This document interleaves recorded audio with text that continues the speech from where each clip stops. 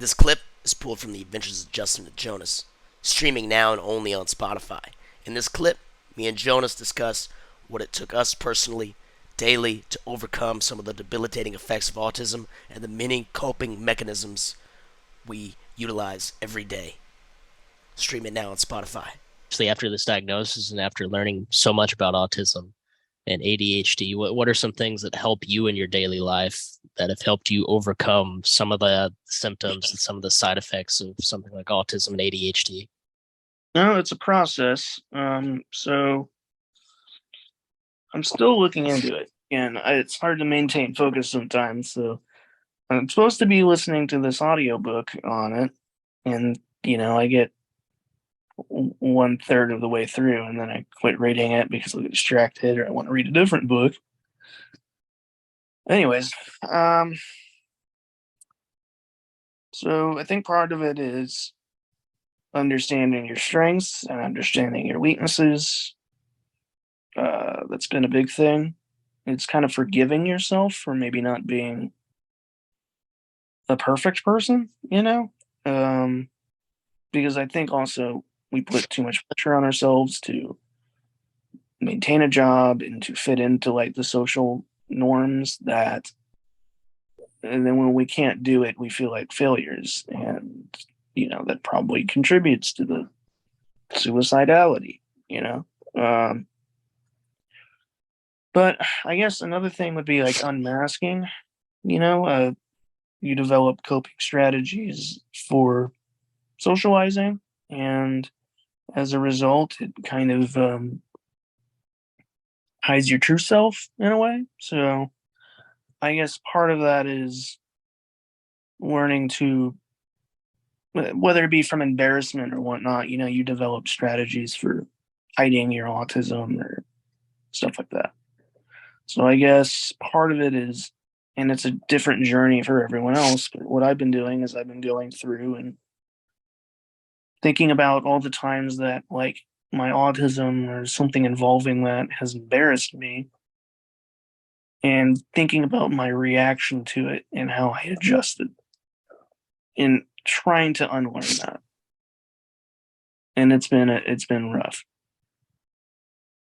Yeah, even for me, and I've been diagnosed way longer. I was diagnosed really early on.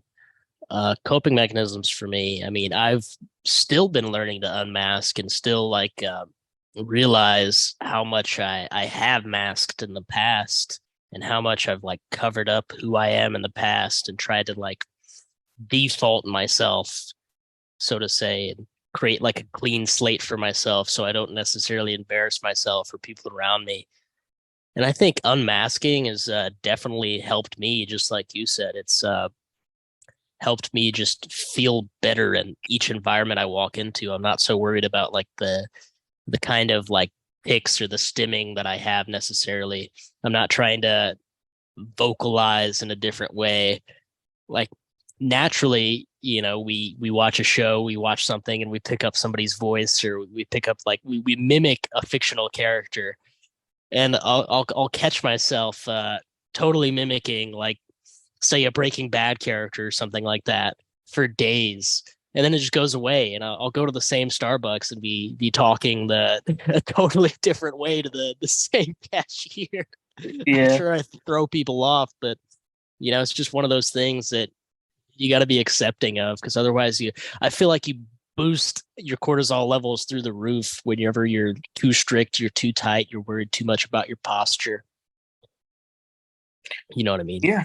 Yeah. Well, and I think part of it also for me is just trying to ignore the thought of you're doing this wrong, you need to do this, you're doing this wrong. Exactly.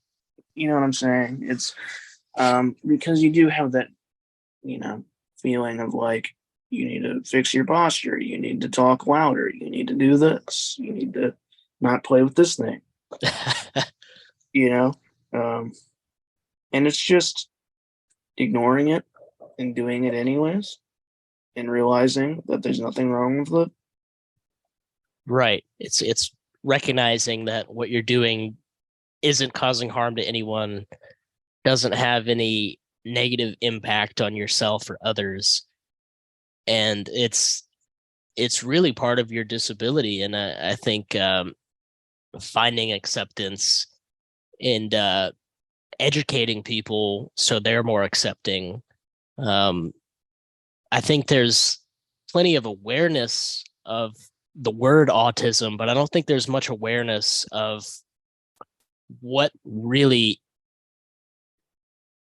what really, I guess, what autism really is, and what, Like living with it is like. yeah, what people with high functioning autism really look like. And now I'm saying high functioning very loosely because, there's days where we're high functioning, but then there's days where we're, completely slumped and we're drained, and anything can really set us off. We're very irritable, and we just have to figure out ways around that.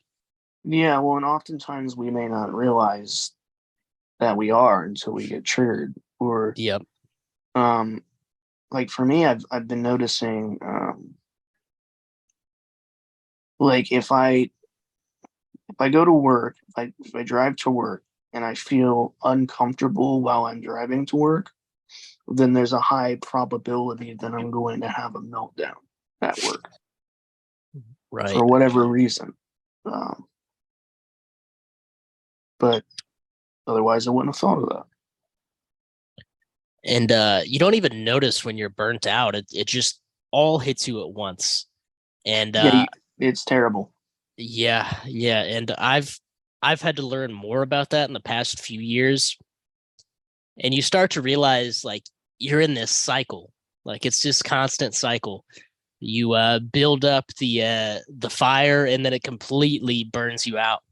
And it's just repetitive, right? Like you'll be going to go to work for 3-4 weeks, and then it all hits you at week 5, and then like the whole week is either completely terrible, or Mm, you have the most fatigue out of anyone.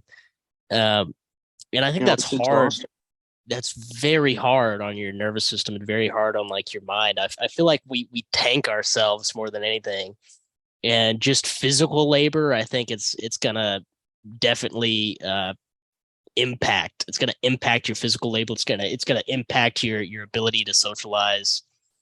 And a lot of people don't realize it, but we shut down, and people think it's like abnormal or it's like not a healthy response. But we have no good way of coping and no good way of communicating what's going on with us. And you can relate that to alexithymia, which I'll let you take over for alexithymia and what that is. So it's basically an ability to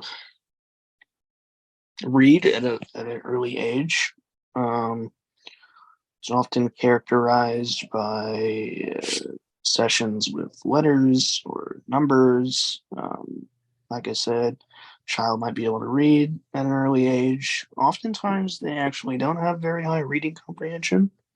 So they could read to you, say, the newspaper, but not understand absolutely anything uh, in the newspaper. So, and it's often characterized with autism, um, although there is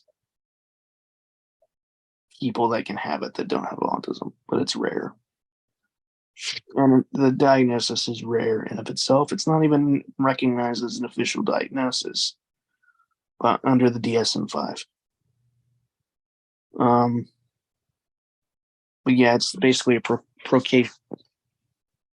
hang on, procacious uh, ability to learn a language or learn a reading and such. Um, yeah, All things hyperlexia. yeah, that's pretty much it. I mean, it's interesting because some people display high auditory and um, visual memory along with it. Some don't. Um, so there's that. For me, I have above average visual and auditory memory, which again you would think is awesome, and in some cases it is, but in other cases it's kind of crappy because you'll remember something that say someone says, and they don't remember it, so they'll tell you to say the same story that you already remember hearing, and you kind of have to just go along with it. As a kid, it would bother me because, let's say I watch a movie and someone quotes the movie wrong, and I just happen to remember the lyric, what the movie quote was, or the lyric to a song. So, also just learning how that affects me is another big one. So with autism, also we tend to have splinter skills. So let's say our math might be a third grade level, but our reading ability, or maybe it's vice versa, might be at a high school level or higher. So these are called splintering skills, and they're pretty common with autism. You'll have one thing to be really high, another thing to be really low, and it'll be all over the board. And you say like splinter, like as in like one thing's more more accomplished and more accredited than the other. Yeah. Yeah. So, an example would be I was looking over my girlfriend's IEP when she was in elementary school. And if I'm not mistaken, her vocabulary was all the way at let's say it was at a high school level, but her math would be lower than expected. Things like that.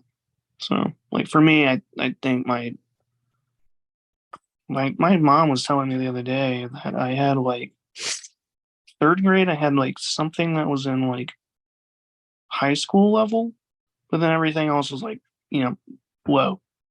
So it was what do you do with them? And I don't think schools are necessarily prepared to handle a kid like that, which also probably contributes to being misdiagnosed, because I'm sure, and this is, I guess, maybe being a little conspiratorial, but I'm thinking too fast. But it's it could be the case that they misdiagnose because they don't want to provide the funding. I've heard a story about a kid that had autism, was diagnosed by a third party. They showed the diagnosis to the school, and the school rejected it, saying that we need the testing through our own psychologist, who diagnosed him as something else because they didn't Wow. want to provide the funding. Now, even if that's even if they aren't trying to necessarily not provide the funding for autism, that's still really left field and really foul of them to even reject a diagnosis and to misdiagnose after the fact is it's just like a lack of professionalism and a lack of understanding for autism, and it's just like an ignorance, if anything, because just like you being misdiagnosed or not diagnosed at all, really, um, you're gonna do a lot worse. Yeah. And so it's like, what do they expect? Like, if they want the academic level to rise, you think they would be more accepting of autism and be willing to put the funding forth? Because otherwise, there's going to be tons of kids and tons of teenagers that are going to struggle with just basic math, basic reading, basic interaction in each class. Something like PE or something like swim class is going to be 50 times more difficult for these kids. And you wonder why they fail at these the most, or, there's such a low success rate. But, let's cut off the funding. Let's diagnose them with something else. Well, and that hurts the school too, because Yeah. Like I said, with the splintering, some of these kids could do college math, and you're not providing them the same level of education that they need, you know? So it's a terrible thing. Like for me, it was, it's so funny because like it brings back like memories, you know? Like for me, I remember I was very quickly turned off from doing school because I had the ADHD, so I had trouble focusing. And then also, I wasn't interested in it. So why would I even put the effort forward? So, Right. but I remember doing like a language class in elementary school. It was one of those computer ones. I think it was like the iStep or whatever. Mm-hmm. Anyways, my score went up like higher than the teacher has ever seen had ever seen the score go up, and she thought that was ridiculous. But in hindsight, it was probably the hyperlexia. So it was a high probability that had I been nurtured in that specific path, I probably would have Stream done the adventures even of better. Justin and Jonas only on Spotify. Scroll our catalogue of guests and episodes featuring names like Rubber Big Baby Scumbag, Coach Mutt Wenning, and Black Belt in Jiu-Jitsu Super Bench Presser and Trainer Midwest Con. You can check out our episode with coach and bodybuilder Leon Davis, where we talk interactive neuromuscular stimulation, coaching, and prep for bodybuilding. Or check out our podcast with Brad Abbott, who's a powerlifter and coach who's totaled over 2,000 pounds in powerlifting meets. Better yet, go stream up our podcast with Olivia Collett, who's a female bodybuilder and on the road to getting her pro card. Follow the Instagram bent_bobbles to keep up to date on announcements and clips from the podcast. Once again, that's Bent Bobble on Instagram to keep up to date on all things Justin and Jonas. No matter what though, Justin and Jonas always have another adventure ahead of them, so stay tuned for more content.